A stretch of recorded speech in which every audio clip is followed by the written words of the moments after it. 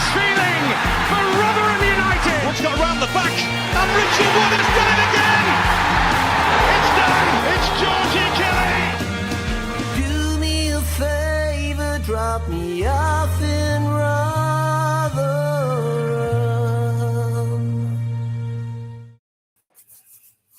Hello, everybody. Welcome back to New York Talk. This is the Rotherham United podcast.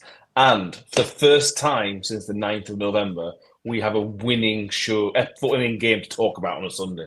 It has been a long time since we had a winning Saturday. So we are going to enjoy it. Wasn't perfect, but my God, we all enjoyed that 4-0 victory yesterday. So that is obviously what we're going to talk about today. Some smiley, happy faces. Mick, how are we?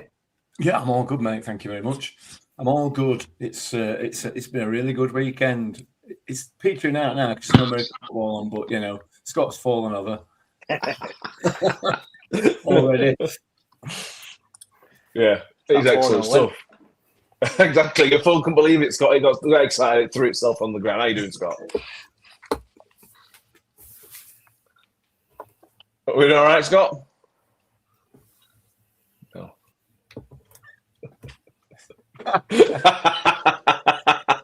No, I think is the answer to that one.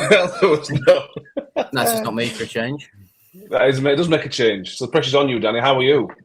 Yeah, I'm doing good. I was the one doing the falling over yesterday at work. When I saw it went up to 4-0, it was like, oh dear, what a day, what a Saturday, and what a weekend as well. We are indeed back to being the Happy Clappers podcast, ladies and gentlemen, because we are unbeaten in the last 3 with 2 wins. You are. Scott's back. How you doing, Scott? Yeah, sorry about that. I could hear Mick when Mick was talking, but I just couldn't hear you at all. But yeah, I'm good, thank you. Excellent. Comments. Emma, with what is a comment of the week, says, just think where we'd be in the table if Ben had not come over for Christmas. Which is fair. YouTube viewer says, very good evening, one and all, a win as well. Miller's 66 says, evening everyone, what a win and a clean sheet. Eric Covers says, evening lads, what a win, what's going on? Biggest win since the 5-0 at Donny, which I think is 4 years today, I think. Don't quote me on that, but it's certainly 4 years ago. Paul Chadwick says, evening all, a great win at Chester. Can you please keep Ben out of the country until we play the last game in May? Paul Rhodes with a 16-hour round trip for a 4-0 win and a hug from Joe Powell, who's a very worst Saturdays, absolutely. Loads of people with Chris Page. John says him and his missus had a good weekend in Exeter. Billy Vernon says, work to be done, but a massive win as of yesterday. John Hensby, this is a top 6 squad in my opinion. Hampshire deserves the credit for assembling it, but it's being set up as though we're playing a game of Twister, and Hampshire deserves criticism for that as well. Sarah Ogden's with us. Harry says, as I said, I wouldn't get carried away after we beat Northampton, but we followed it up, so I will be getting carried away all aboard the Wembley bus. I'm with Harry. Me and Harry on that bus. And Billy says, REM's new song, that map, smiley happy faces. Yes, absolutely. Mick, 4-0 victory, lots of positive vibes. What was your feelings and thoughts before we dive into the detail? I think John Hensby's just absolutely nailed my thoughts on it. This is a top 6 squad in this division, no doubt about it. And I've said that right from the beginning of this season. But the way they've been set up to play and injuries have made it far from that. So I thought overall the performance yesterday, there were bits and pieces that needed to be addressed, but there are always going to be bits and pieces that need to be addressed. It was the first full 90 minutes of this season in one game. Yeah. You know, so you've got to be happy. Got to be happy with that, surely. Yeah, it's one of those, Scott, that it's important to not get carried away, but at the same time, you've got to stop and smell the roses sometimes. And there's irons to there's kinks to iron out. Well, man, let's just enjoy it. That was a hell of a day yesterday for Rotherham United. Yeah, definitely. I think if you'd I think that's it. You don't want to get carried away given the run we've been on. But if this weren't on back of the previous 8 games before last week or so, you'd be kind of looking at that performance and thinking it's a perfect away performance. They never really had a sniff at looking like scoring. We looked total control. You score 4 goals away, you get a clean sheet. it's a perfect away performance, isn't it? Yeah, you don't get much better than that, to be honest with you. Yeah, and it's 7 points from 9 in the wider context of things. We went into these 3 games saying it's the biggest week of the season, biggest 3 games of the season, and they've responded. Again, not perfect against Wimbledon, not perfect at all against Northampton, but we got the win. And yesterday, as good an away performance as we've had in a little while as well. There's 7 points from 9, and we're out of the relegation zone. It feels everybody should be much more relaxed now, not only because of the points, but because of the performance yesterday as well. Yeah, I think the performance yesterday gives a lot of confidence as to what we are capable of, and sort of puts a little bit more emphasis on what Hampshire has been saying, where it's like when we get the starting 11 back, shall we say, from injuries, then, judge it when that happens. And the first game where they're all fit, minus Dangor getting elbowed or whatever it was, and nearly breaking his arm, that was probably our fittest starting 11. And like Scott says, Exeter didn't have a sniff. They had a couple of half chances towards the end of the second half, but by then we were 4 goals to the goods. And I think it's the quickest we've scored 3 goals since we drew 3-3 with Derby. Because it was like 3 goals in 5 minutes or something silly. So that is a comprehensive performance in my opinion, and we've got another milestone as well. So in the space of 2 games, we've had the first senior goal for Harry Gray, a debut goal for our new centre half, and a first goal in senior football for Baptiste as well. So that's 3 chalked off straight away. And I'm sure we're going to look at all the goals in detail, but just to see it all bob up on Soccer Saturday, one after another, the sweetest feeling.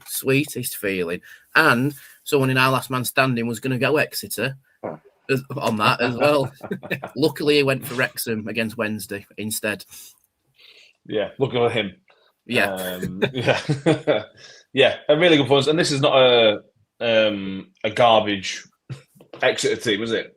You know what I mean? What were they unbeaten in this year other than Man City? They won 7 in a row at home, or certainly unbeaten in 7 out at home as well. Barely I think it's unbeaten goal. in 7 at home and then unbeaten in 26. So yeah, it's not against a bad team. And Landmarks has also been messaging me the other day. Harry Gray is not only the youngest goal scorer in Rotherham history, he's now also the second youngest as well.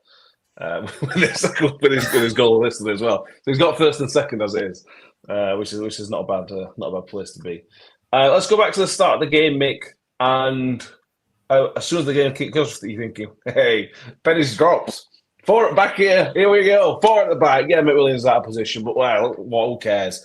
I thought the Exeter started okay. I thought they probably owned the first 5 minutes or so, but then after that, without really hurting us, I thought. But then after that, we kind of controlled it up until the Dangor substitution. I thought they kind of did what we did last week against Wimbledon. Started pretty well and then disappeared. They're a beautiful example of the let's keep the ball and play it around the back and not actually do anything with it type of team, aren't they? The lad we spoke to on the scouting report, he said, they like to keep possession, they keep the ball well, and that's fine. But they started all right, but they didn't do anything. They didn't do anything with it at all. They had a couple of shots, nothing of any significance. I can see why they're winning games by the odd goal, because they're not that threatening. And most teams in this division will make sufficient mistakes in a game to allow the opposition to score. Usually, we didn't yesterday, but we have done, and every other team in this division does it. That's the only reason I can see why they've been on the run that they've been on. I thought they were poor, to be honest, and I know we probably made them look that way, but whatever. I don't know. I don't even know what you asked me. I'm just rambling garbage, aren't I? Again, sorry. It's what he does. If anybody's new to the show, welcome. This is what it's an age thing. Is it? I don't know. Having known you, I don't think it is just an age thing. Okay, fair enough. Well, anyway. Yeah, I mean, in terms of the overall first half score, I put a post out on Twitter saying I thought it was a decent first half. Somebody replied with picturing all the stats as well, but I just felt like the stats flattered Exeter, to be honest with you. Again, I thought they had spells, they had minutes. Mendes Gomez, I think, on the left-hand side looked okay to start with. But I just felt like they were at arm's length the entire time. I never felt under threat, and obviously we got the goal in the end as well. It just felt really comfortable after, for me, probably the first 5 minutes. Yeah, I think, like you said, I think just the team, looking at the formation, thinking it's sure this is a forward back, but I think is it a three? But I think they maybe just slightly edged the first 5 minutes, but there were nothing really in it. It was just people kind of feeling each other out. But then I think we grew into game. I think Gore and Spence and Powell, we kind of got back to what we were good at, getting in the faces, but it were clever press. We weren't losing our position. We were pressing them when it needed to do, and then we kept our shape really well. And obviously, like you said, we didn't ride the first 5 minutes out. They maybe just edged it, but then we found our feet, and I think we took control of that first half, to be honest. Yeah, I agree, and it's one of those performances, Danny, that you have to, when you play like that. It was a containment job on Exeter, without just being really boring and sitting in. But at the same time, you have to make use of your chances. You know, if you play like that and you don't create anything and don't do anything, then you have to start questioning it, which we have done over the last few months. But yesterday was kind of a perfect storm. We kept them at arm's length completely, and we were super clinical in terms of the chances that we created as well. It was basically a perfect storm. Sorry, can you repeat the last bit of that question, Matt? It was just a perfect storm in terms of how the game played out for us.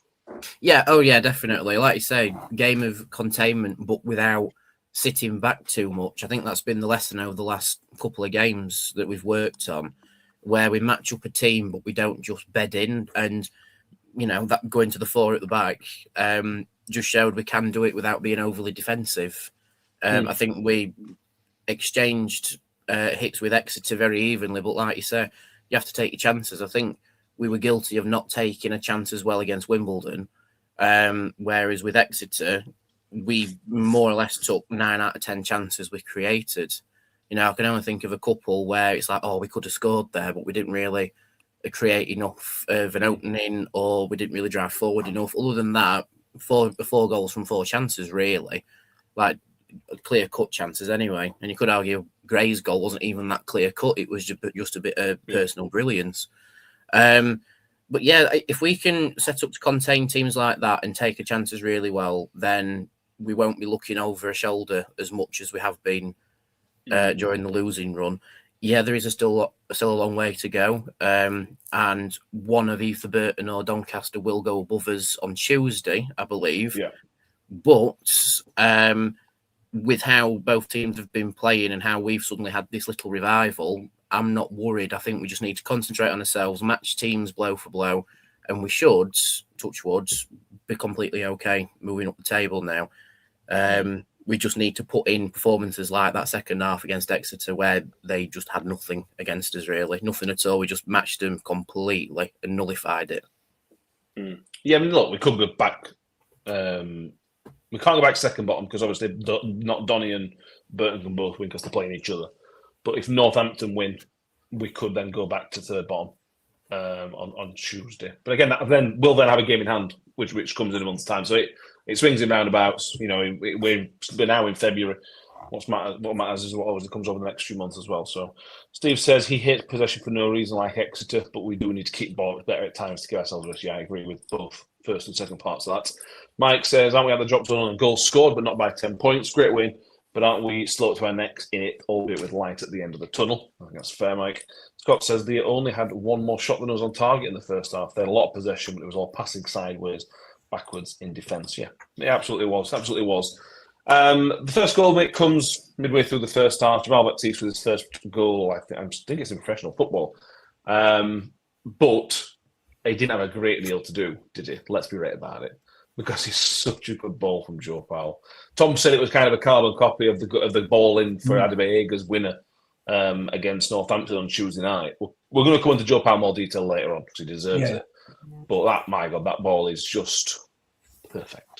It is absolutely. It's absolutely pinpoint. Goalkeeper can't come from it for it, and as long as you've got a player ahead of those defenders, you're almost guaranteed a goal. Listen, you say he didn't have a lot to do. I think it's a really, really good finish because ordinarily you would expect that to just go straight from where in the direction that he's running, and he's played it back across the goalkeeper as the goalkeeper's coming across to it. So. Yeah, it's a good finish for me. And I love Jamal Baptiste. I think he is an absolute quality footballer. He's way, way ahead of this level. And the fact that Sheffield United aren't calling him back and had him at first team surprises me. They must have some properly good centre halves because he's absolutely outstanding. So fully deserved for Baptiste. Love him to bits. Fully deserved. Man at match for me.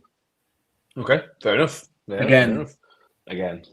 It's going to be we're going to a Dan Gore situation. Man of the match except Jamal Baptiste. We've got a Dan Gore, Jamal Baptiste, Rotherham win 2-1 situation as far as I'm concerned. I know what I like, and that's what I like. Yeah. Another set piece though, goal, Scott. Obviously, 2 on Tuesday night against Northampton. Obviously, the 3 other goals in this game were very, very different. But we looked to threat I thought, from set pieces all game. They're much, much better from Joe Powell. I don't know why, but they are much, much better. And when Keane Spence take them, I think they're pretty good as well. When we were on our good run, that's one of the reasons we were on a good run, because we were a threat from set pieces and we appeared to, from somewhere, found that kind of consistency from corners and free kicks again. Yeah, I mean, I think since last Saturday, I think Powell's set pieces and even open play, I think last Saturday he whipped a few in against Wimbledon in second half, and they should have been somebody on the end of them. But that free kick, from the TV angle that you're looking at, you couldn't have put it at a better kind of angle. Like Mick said, it's bang where it needed to start, and then it's kind of just drifting back away from the keeper. He can't come for that. And I think Nombe just misses it before, and then Baptiste does really well to direct it on target. But that is such a plus having Powell back. Well, I don't know if it's back up. Powell's one of them players that you always think he's going to be really good at set pieces, but I think in open play, I think he's a lot better at creating than at set pieces. But getting these set pieces back on the money, which he has been in the last 3 games, like when we get a set piece now, I'm kind of expecting us to do something from it, whether we score or not. I'm expecting we're going to work the defence at least, which a week or 2 ago and previous to that, it's Powell would step up to it, and you're thinking, why is he stepping up to this? Why is nobody else taking this? But I mean, fair play. He's obviously got the confidence in himself to carry on taking them, and he's kind of showing what he can do now. Yeah, absolutely. Consistently, absolutely.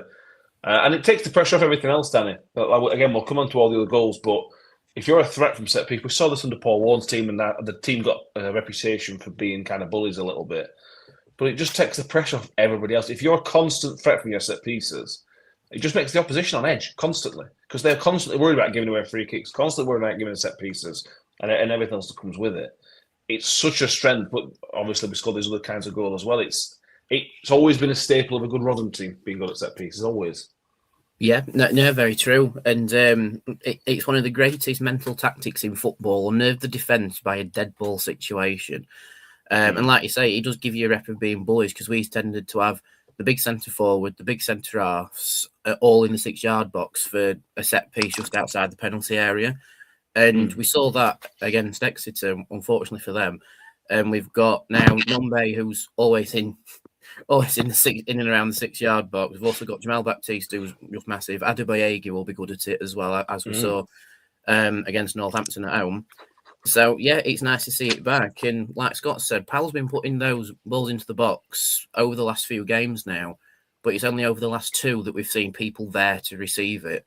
And lo and behold, we've scored 6 goals. Well, we've scored 6 goals from people in and around that area as well. It's just great to see. Go back to Doncaster away earlier in the season, and my friend saying to me, who have you got on set pieces? He's shocking. And corners wouldn't beat the first man, and free kicks had always hit the wall. Whereas now, that free kick from Joe Powell onto Jamal Baptiste's right foot, inch perfect for the 6-yard box. We were crying out for someone to be there, and we had 2. One missed it, one scored. Happy days. Yeah. Were it Powell that put the ball in on Tuesday night for Rafferty? When literally, if he'd have headed it anywhere other than straight at keeper, it would have been a goal. I don't know if you can remember it. Yeah. I can't remember. I think it was. He put basically the same ball as what he put in for the debut guy's goal on Tuesday, and Baptiste, he put it in for Rafferty and he headed it straight at keeper. But Yeah, he did. Yeah. A few people mentioned the Ben Pringle comparison. That's all Ben Pringle did, and that I don't want to diminish how good player Ben Pringle is, and I don't want to kind of toot our horns as unprofessionals, but it's just putting the ball in the right area. If you put the ball in the right area, you don't have to whip it in, you don't have to smash it in like Cafu used to.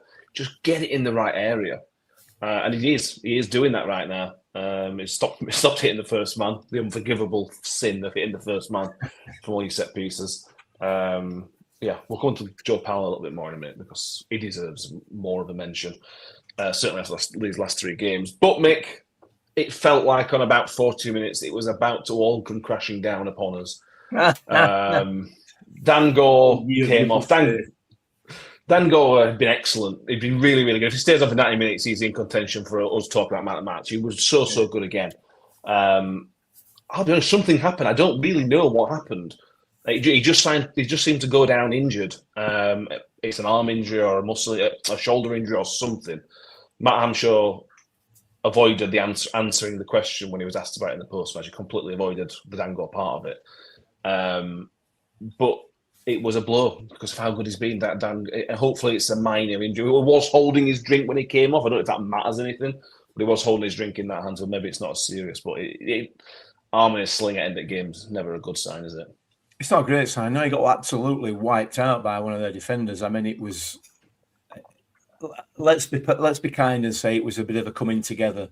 But for me, he got absolutely wiped out by him, and I think he either landed awkwardly or it was the shoulder that the defender made contact with. I don't know which one it is, but obviously he weren't able to carry on.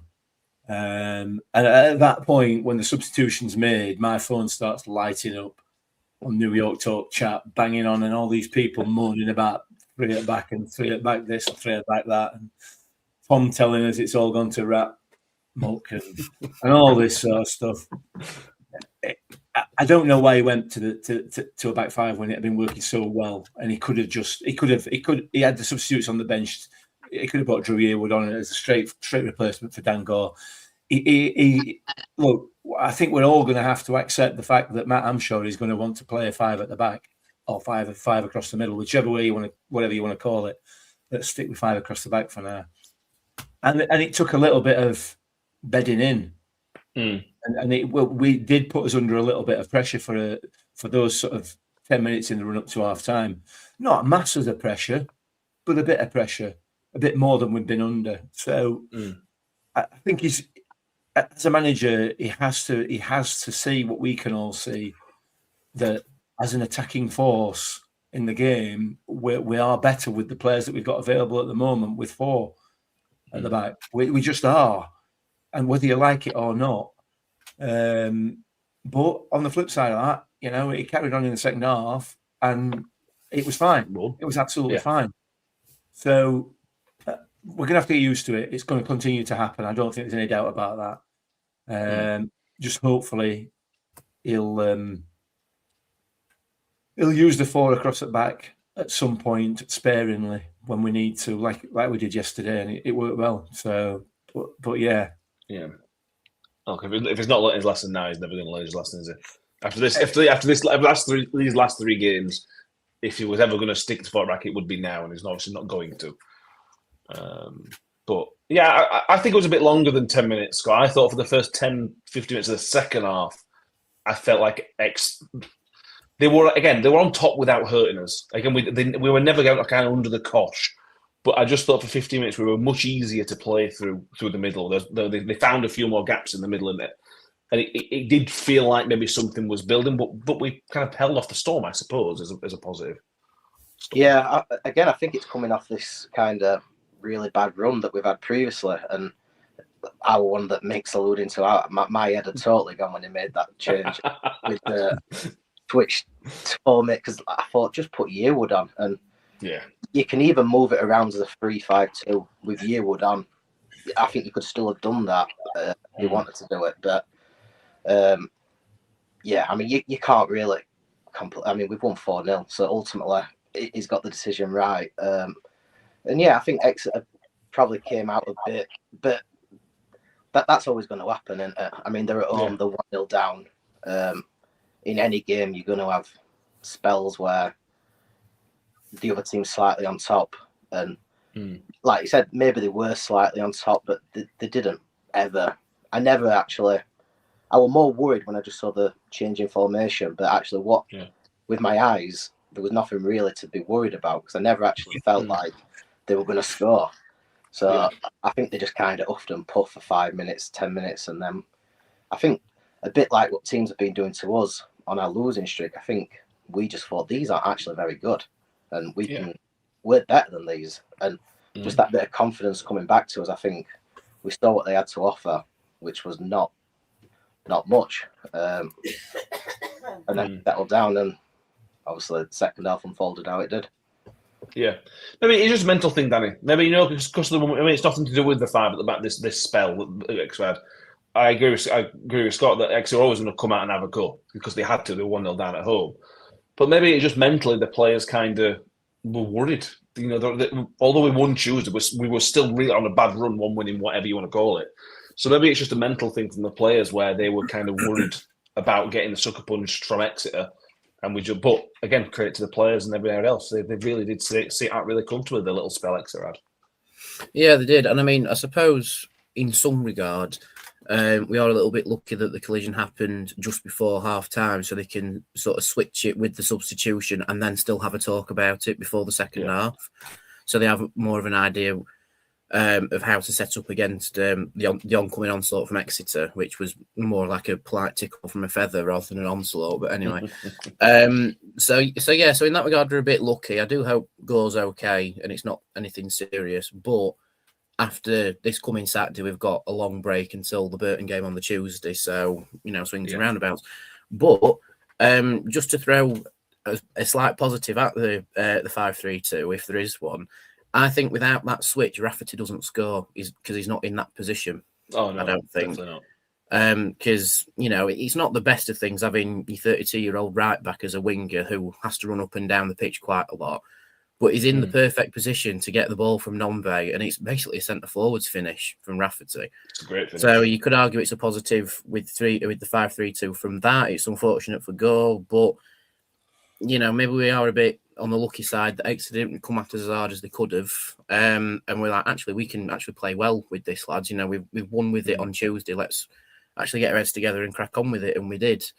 So maybe, still a maybe, it's a shift in mentality for us as well. It's the confidence to actually play well with that formation rather than, we've had this formation and we've lost 8 in a row. Maybe it's the formation that we can actually work with and do well with as per the Exeter game. Yeah.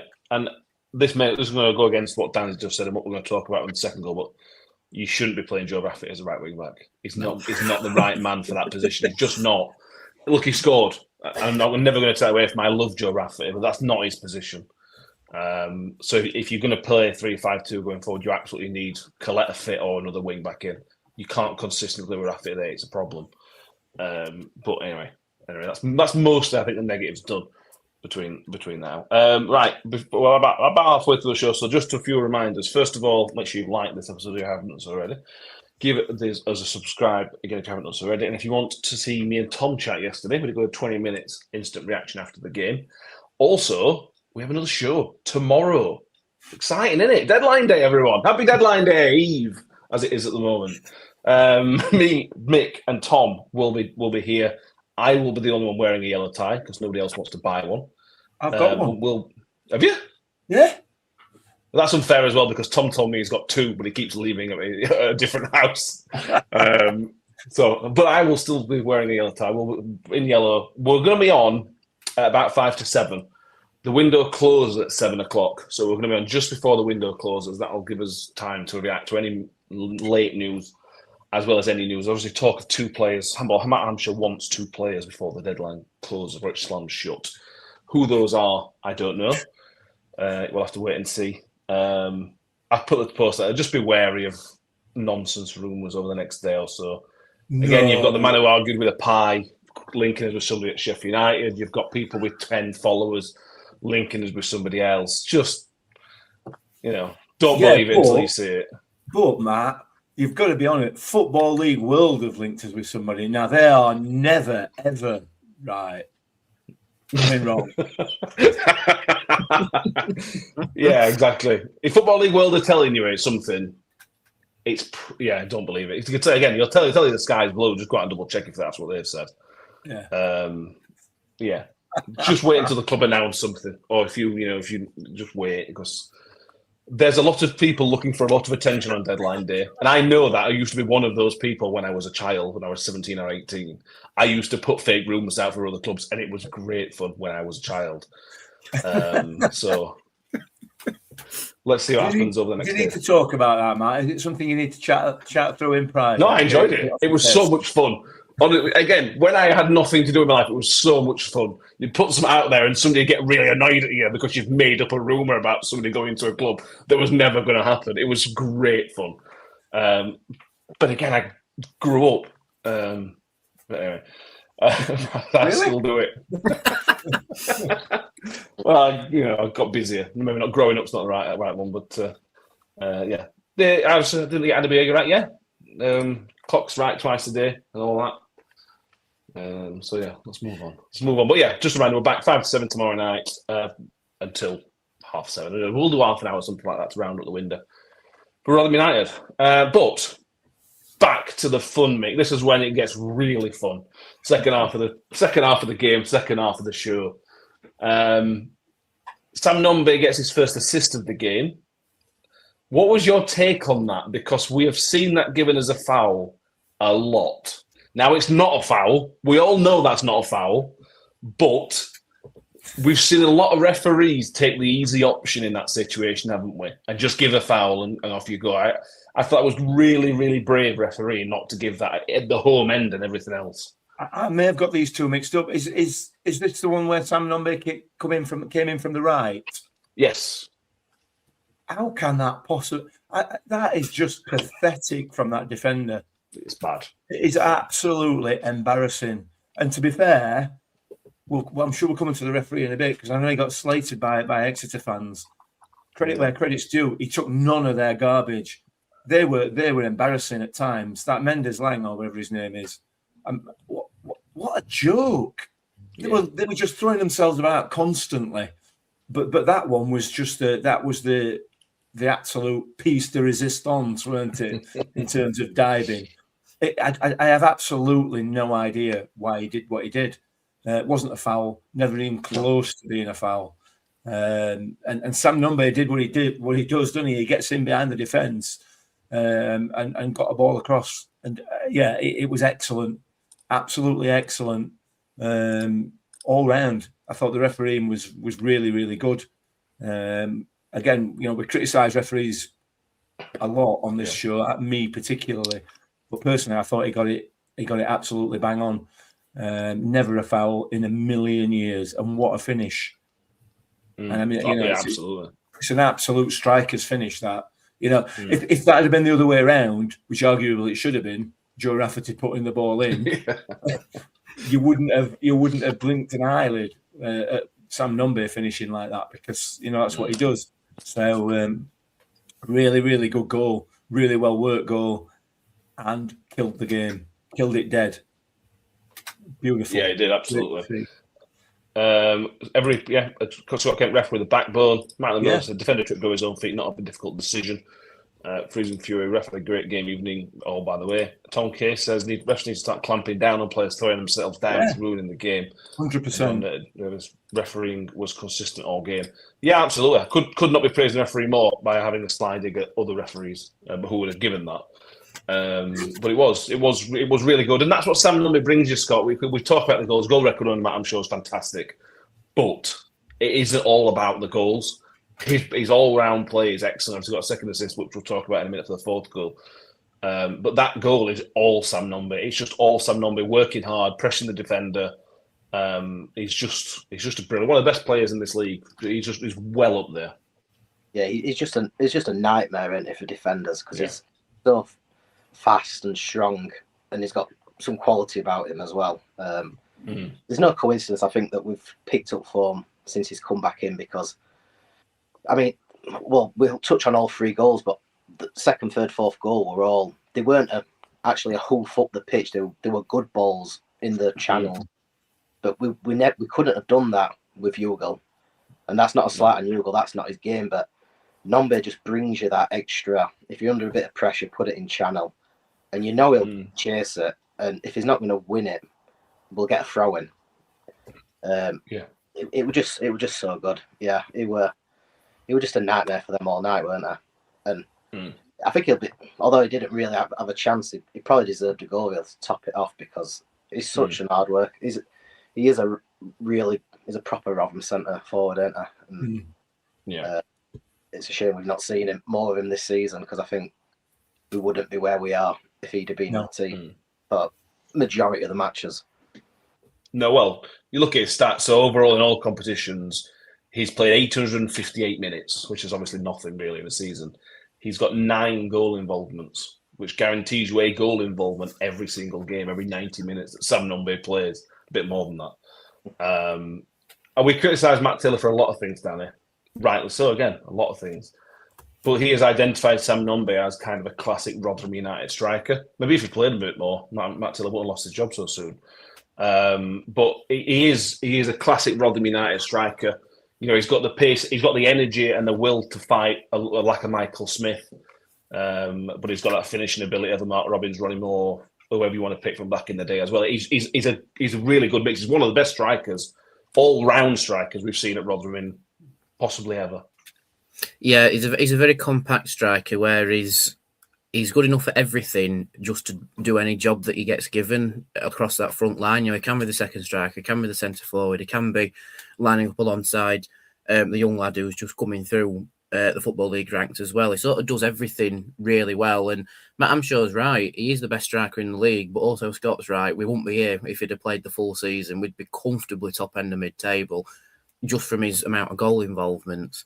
And we're seeing that now. We know that he wants to score. We saw it in the first half. You know, he wanted to score, but then he also has the football knowledge to go, it's not really coming off for me today. I'll try and assist instead and work as the team, because he's not greedy either. Yeah. Agreed. I agree with Danny, and those internet's gone. For longer. But no, you're right. I mean, Taylor worked with Nombe at Exeter, so he knew more about him from just working in person rather than looking at numbers on a computer screen. And I think that's why he signed him at Rotherham, because he knew what he could get out of him.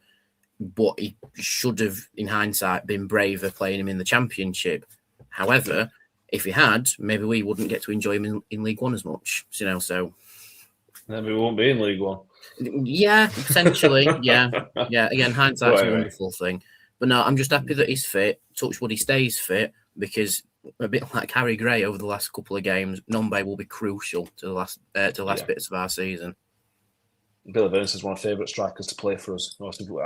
We all assume he's going to leave in the summer, and we can maybe wrap up Sam Nombe and where he ranks, but he's got everything, hasn't he? He's got literally everything to be a top player at League One level, certainly League One level, and probably the level above now. Tom Kearns is a lot cleverer than he used to be. He's not offside every 10 minutes anymore for a start. Yeah, you can see the improvements since last season. Since last season, he is significantly improved in mind from the Championship season. We'll talk about him again in a minute. Don't worry. Joe Rafferty, though, Mick, gets his, I think, second goal of the season. Might be his third. I'm not sure, actually. But a position you don't expect Joe Rafferty to be. And although I don't think he should be playing right wing back, that's what a right wing back should be doing. That's what Denzel Hall has done. That's what Chio did when he was right wing back. He's absolutely found himself in the right position and took it, like you said, like a season number 9. I mean, you say you don't like him playing right wing back, and then when we play 4-3-3 or 4-4-2, and he goes off up pitch on an overlap, you're praising him and praising him. Which is it? Yeah, because he needs help. He needs help. He can't do it. I don't think he can do it on his own for the most part. Although I suppose it was an underlap this one, wasn't it? Because we number. Yeah, it was. It was. Yeah. I have no problem with him.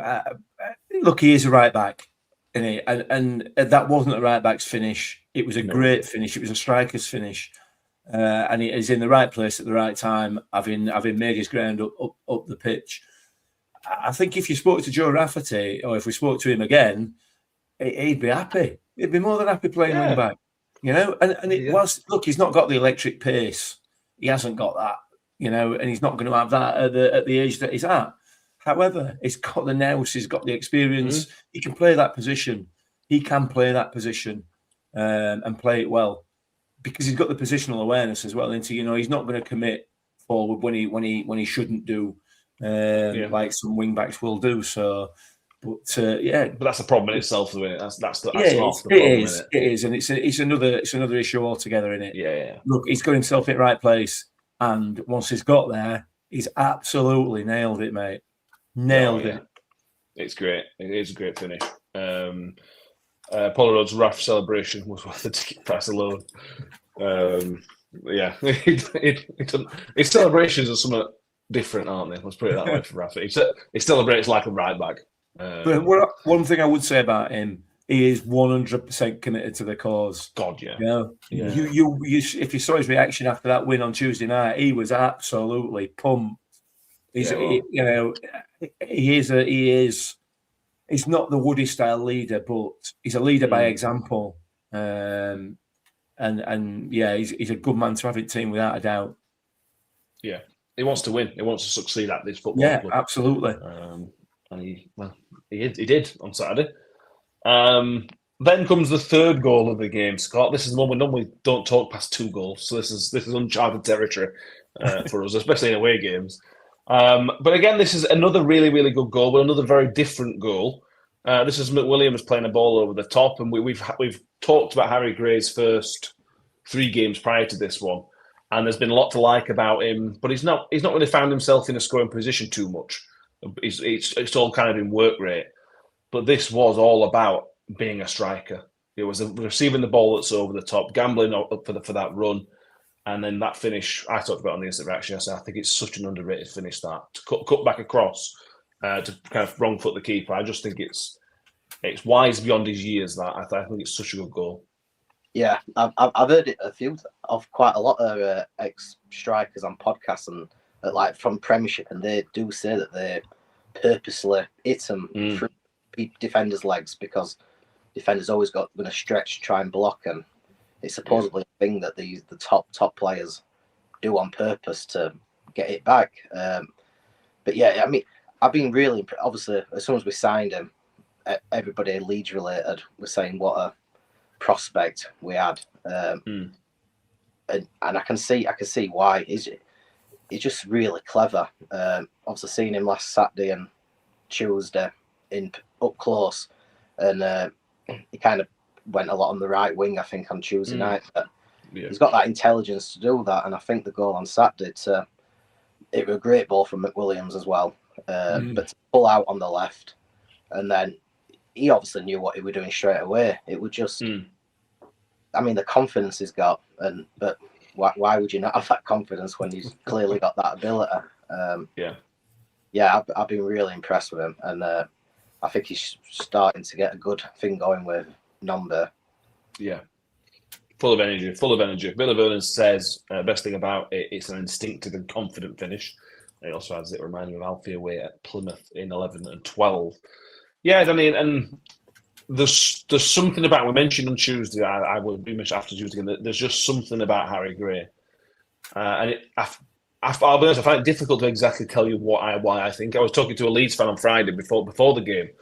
I was trying to explain why I think he's such a good player. It's just a struggle. He's got everything he needs at the minute. He maybe obviously needs to be a bit stronger because he's a 17-year-old kid. Of course he needs to be stronger. But he's got everything else. He's got that knowledge of a 25-year-old striker. He's got the finishing ability like we saw on that one as well. He's got link-up play as well, which Sam Nombe. He's brilliant at drawing in fouls and winning fouls as well. he's basically the entire package at the minute, and he's worth getting excited for the rest of the season. Yeah, I think in terms of what we've seen him so far, he's just gone from strength to strength, and he's probably one of the best technically gifted and just work rate inspired 17-year-olds I've ever seen on a football pitch. Just because he's just got his head down and gone, right, let's get on with it. And he has, and he's now got 2 in his last 2. I mean, I showed a few Leeds fans in the pub his goal, and they questioned the goalkeeper a little bit. But then again, they're used to seeing perfect positioning from Premier League goalkeepers this season. So anyway, by the by. But I think if you really look at the clip, he actually wrong foots the goalkeeper because he sort of dummies it once and then again, and then he shoots. So I think the keeper's expecting him to go across him, but he gets the ball into that near post to the keeper, and it just misses the post. It's absolutely pinpoint accurate if that's where he was aiming for. And in League One, they don't get saved by goalkeepers just because you've wrong-footed him. He's hitting it through a sea of bodies, and it's so tight to the post that, you know, if you try and get down quick enough to save it, you might clang your head on the post. So I think it's a brilliant finish from him. And if he's got that in his locker at 17, enjoy him whilst he's here, because he'll be in the Premier League by the time he's 20, easily. Yeah. I don't want to offend anybody, but if you are blaming the goalkeeper for that, I just don't think you understand football. I honestly think it's as simple as that. It's so clever what he's done. You see the best strikers in the world finish like that, to cut back across. Anyway, it's such a good finish. Is it, Mick? Or am I, getting too excited here? That's a good finish. To be fair, did it take a deflection on a goalkeeper? It kind of trickled in, really, didn't it? On purpose, though, wasn't it? We're never going to blast it from that angle. I don't mean that as a criticism in any way. Okay. But it weren't a thunderbolt. I didn't know whether it had taken a bit of a deflection off the defender's legs.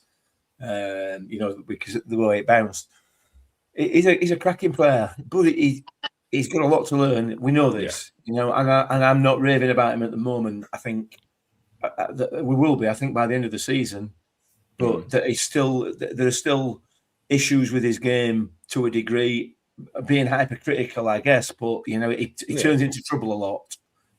Yes, but he tends to get out of it, though, doesn't he? Yeah, he tends to get out of it by winning a free kick. But that's something that he's got to learn, and he will learn. Of course he will. There's absolutely no doubt the pedigree that the lad's got, and I would argue that sending him down into League One, I think Leeds have done a really, really a clever move there, because it's a tough division. You're not playing against Premier League players who don't go anywhere near you. You're playing against players who will take you out, as Dan Gore found out on Saturday, and that's something he needs to be able to deal with. And he's dealing with it really, really well. So he's absolute quality. There's no doubt about it. But he's got a lot to learn yet. A lot to learn, obviously. Yeah, absolutely. Tom asks if he would be the first player to play for Rugby. No, Dave Watson was the first. He could be the second. Yeah.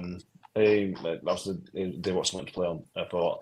Matt Miller says, would there be a chance of bringing Ray back on loan for a season-long loan in the summer? I think it's probably pie in the sky. If he continues at this rate, there'll be suitors in the Championship, and you never know. Leeds might drop. Leeds might get relegated, and if Leeds get relegated, they'll want to give him game time for themselves in the Championship. So there's a lot of moving parts in that one. If we're honest, Andrew Bell says we're building Harry up here, but what a pass from Sean McWilliams. Mick, you have been not a boo boy, but super critical of McWilliams over the last few weeks. Talk to me about Sean McWilliams' first of all, his pass before his goal. It's a beauty, isn't it? It's an absolute beauty, and he had a really, really good game yesterday. There were a few occasions where some of the passes that he played that did come off and didn't come off were cracking, and he's got that in his locker, which I think is why I was so frustrated with him. Earlier on in the season, well, not even earlier on in the season, a few weeks ago, where he just seemed to be not even bothering to put the effort in. It was. I don't know whether he came back injured. That we suspected that, didn't we? And at the time, and it was never announced. But hey, I'll have a bit of humble pie, not a problem, because he was outstanding yesterday. He was really, really good, really good. Yeah. And we know that he can do it because we've seen him do it before, which makes the other part of it even more frustrating. when he just doesn't turn up. There's nothing better than a bit of humble pie when it results in a pass like that and a goal like that, is there? Oh, It's the God, best yeah. kind of humble pie. Oh, It's so it's good. Sweet. It's sweet. Yeah. Look at Mick admitting when he's wrong. Who saw that coming, eh? What? How have I got a reputation for not doing that? Listen, mate. I spout so much crap that I've got. I tell you when I'm wrong. Just not very often. Oh, brilliant. Anyway, moving on to goal number 4, Scott. The first time we've scored 4 in a league game for, like I've said, 4 years. Brilliant. Sam Numbe again. This is more down to Sam Numbe again, similar to the second goal, but obviously from the other side. I was convinced he was going to shoot. I was convinced he was going to get himself to the byline, take a step in, and nail it. But it's this selflessness that we just talked about 10 minutes ago with Sam Numbe. He's seen there were 2 players there. Gray was there, McWilliams. I think there was a third one in front. He just knew if he got it again, get it in the right area. 4-0, jobs are good. That's it, isn't it? I can't remember. I'm sure when the ball got played at first, I thought he's not going to get that. He might win something from it, and then he got to it, and I was thinking the same. I was thinking with 3-0 up, game's dead and buried. He's a striker. He's going to try and get one himself, and then I think it was a bit. I don't think he meant to do the touch that he did. It was a bit heavy, and I thought. But again, I mean, that looked to be going out of play, and somehow he's kept it in, and then still had composure on his weaker side to get it back across for McWilliams. And they must have been so happy when he went off after. I can't remember what minute he went off. But they had a torrid time against him because they could just never switch off. Any ball that were just. Well, all the 3 goals were good balls. They were put in areas. They weren't just hoofed up. But even when we did just have to clear the lines and get it up, it just chases everything down.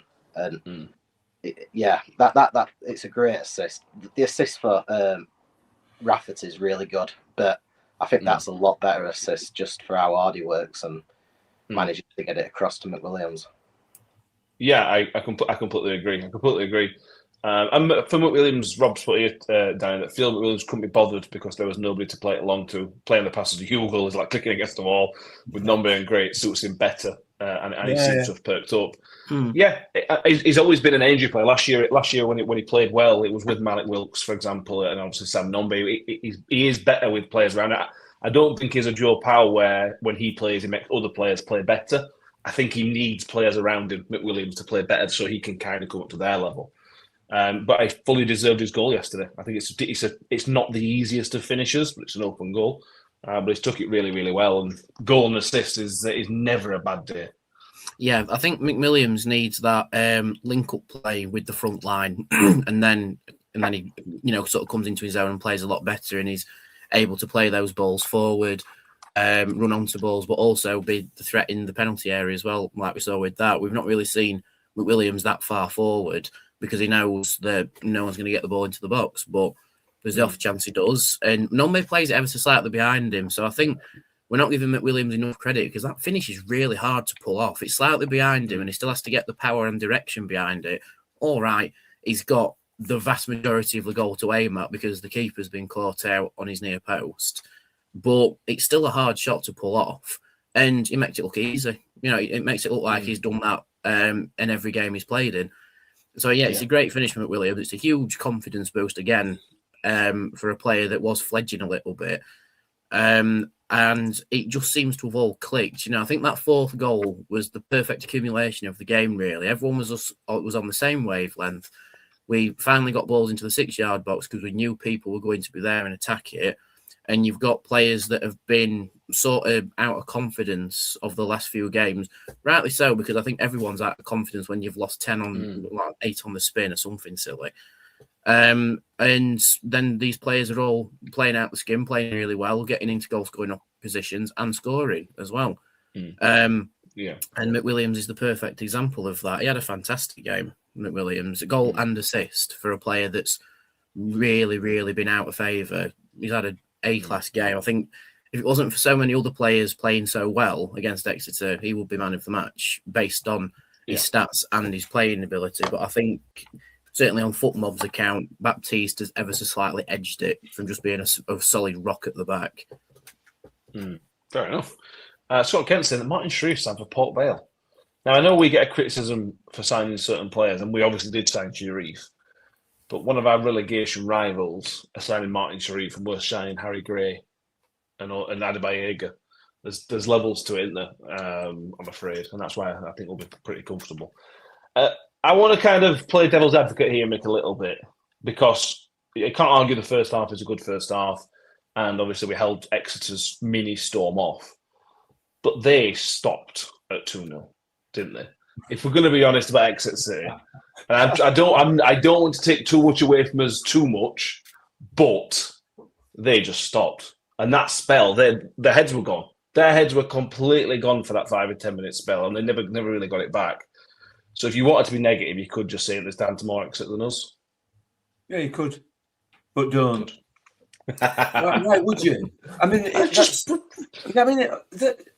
why? Why? Well, I they don't did. understand. All right. Why? I don't think they did.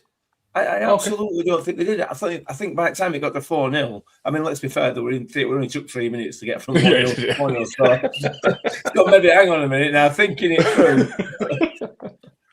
But yeah, they probably did, but they were 4-0 down. Yeah. Who's not gonna throw a towel in at 4-0 down? You know what I mean? I know what you're trying to say. I know exactly what you're trying to say, and I don't agree with you. You know, we had this. We were 2-0 down at Huddersfield, and then the second half we changed formation, and we absolutely were in the game, and we were playing really, really well. But apparently that was because they took the foot off at gas. You know, every time that we improve within a game, it's not because we've improved; it's because we've taken the opposition have taken the foot off at gas. It's nonsense, in my opinion, anyway. And yeah, Saturday's not a really great example, is it?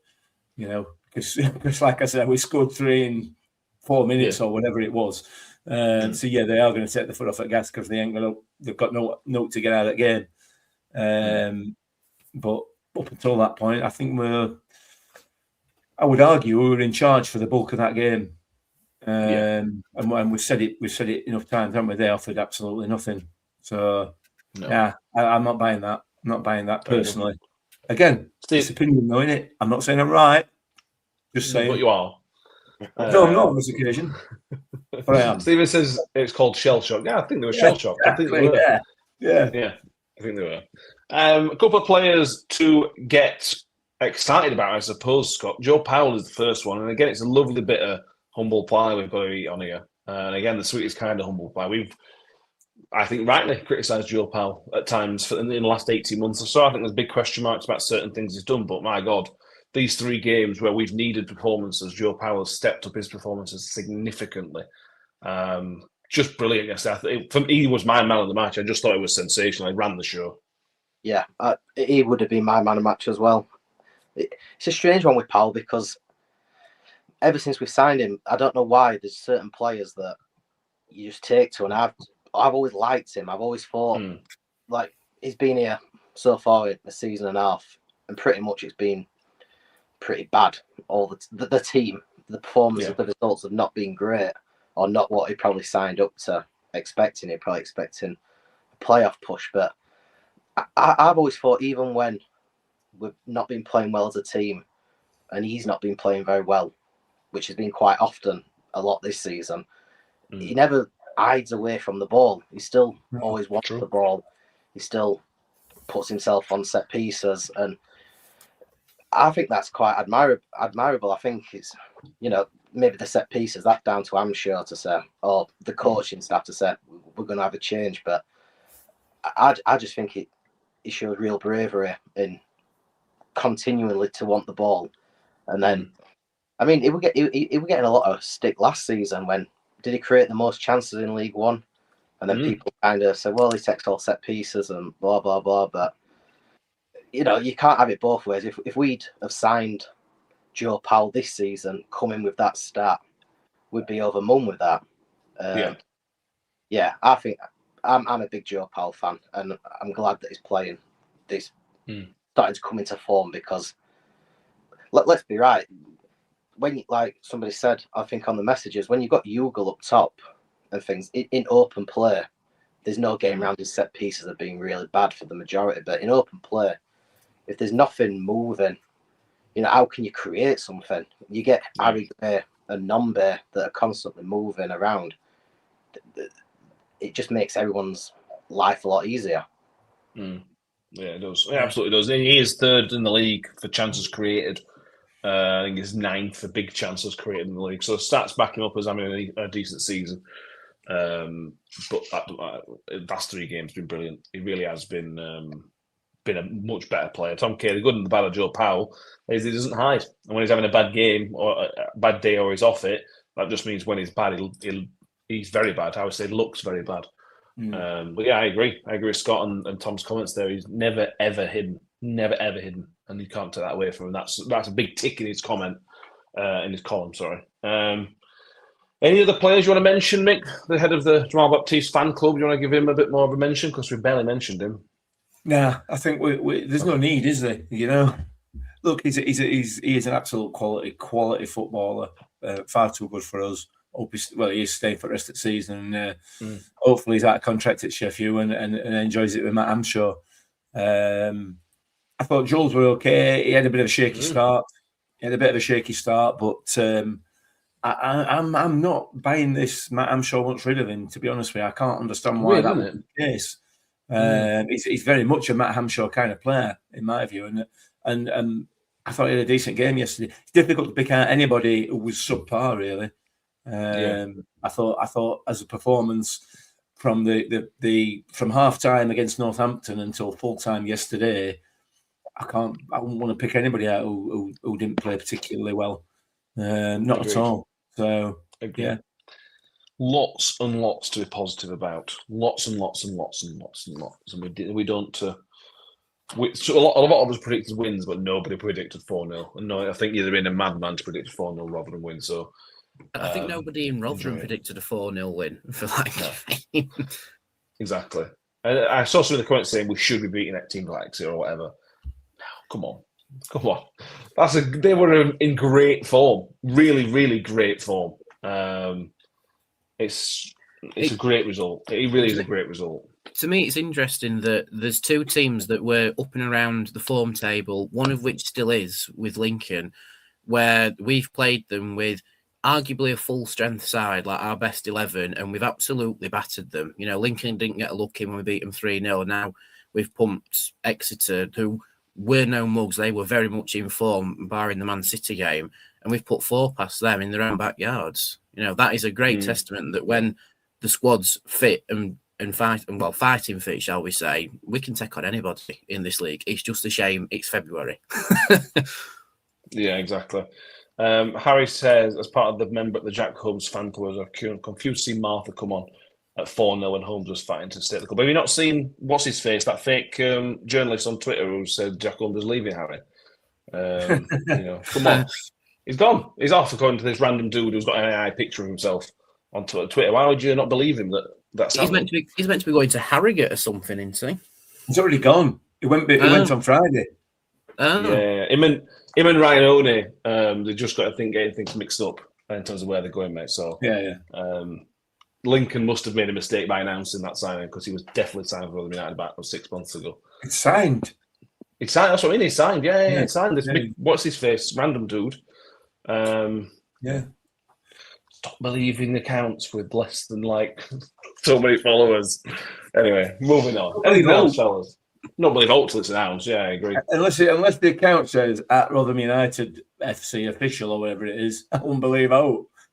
Yeah. What watch sign as well? Are we not going to discuss Gary? Is it Gary Caldwell's? Gary Caldwell is their manager. Yeah, he is. His unfeasibly black hair. I mean, we can, but nobody of that age has got hair that black, except his clear hero Russell. Obviously, he's a big fan of Russell Martin because that's how his team played. all style and zero substance. I just wondered. I wondered what we were all kicking off after the game with Caldwell. I assume somebody had gone and ruffled his hair like that. Well, he did say with Evans last year. No, last year we just assumed it were Evans being Steve Evans, but as it turns out, it might be just Caldwell being Caldwell. Yeah. Maybe I don't know. Maybe somebody's commented on his hair. Okay, I can. I ain't got any. But if I had, it wouldn't be that black. I'm telling you that right now. Okay, moving on. Paul Rose says Josh Ayres scored the weekend on his loan. Excellent to hear. Excellent to hear, Josh Ayres. I hope he bangs them in and gets loads because we all like you. Right, we're done. Please make sure you subscribe if you haven't done so already. Again, we are back tomorrow. 3 episodes in 3 days as the deadline gets closer. I don't know. I can't wait for Sky Sports working if I've not got a snappy Sky Sports deadline day catchphrase. But we're back anyway. About 5 to 7 tomorrow around tea time. We'll ring in the deadline day ending at 7 p.m. And we'll talk about hopefully a couple of signings. At least one signing would be very, very nice, but maybe a couple that I'm just talked about. So we'll see what happens with that tomorrow. Make sure to join us for that. And then we'll be back Thursday for the preview of the kind of final game before a mini break, which will be Cardiff City at home. I don't think it's going to rain, but you just never know, do you? You never know with these things. We'll try and get a scout report as well. We love Tom, who is a Cardiff fan who've had him before. We will try and get him back on this week to give us some information about Cardiff having a great season. Scott said before it slams shut on 7 p.m. Pack it in, Scott. He's just as bad, Matt. Stop with this slamming business. You can't close the transfer window gently. You've got to slam it shut. It's not just how it works. Is that why there's an extra hour allowed if you complete the paperwork? It's hardly slamming shut. It's more of a gentle swing too. It is a little bit, but we'll maybe talk about it tomorrow. There is an extension clause in this year. Yeah. There is, yeah. So before the transfer window is left slightly ajar. Yes. Yeah. You can leave it slightly ajar, but once you finish with it, you then have to slam it shut. All right, fair. Fine. Yeah, it's like one of the windows that catches. You've got to slam it shut. So moving on. Thank you all for being with us tonight. This last 10 minutes has turned into absolute nonsense. I've got more window stuff if you want. I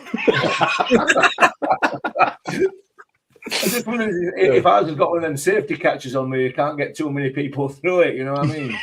Like having hotels and what have you. Yeah, possibly. That's why things are so difficult. Exactly. That's why we've had all these problems all these years. Our transfer window's got a safety catch on it. Tony Stewart. It's not his fault. It's not Tony's fault, is it? What can he do? I think our transfer window is like one of those windows that can open 2 ways, and the reason why we're so poor at bringing people in, we can't figure out how to open the window. Anyway, this is getting silly. Moving on. Thank you, everybody, for being with us tonight. Make sure you have followed us on Twitter, X, followed Facebook. Make sure you've subscribed if you haven't done so already. Join us tomorrow night for transfer nonsense. No, it's what. Thank you, Mick. Thank you, Scott. Thank you, Danny. Thank you, everybody in the comments and everybody watching after. We will see you all next time. And as always, up the Millers. Up the Millers. Here comes for more.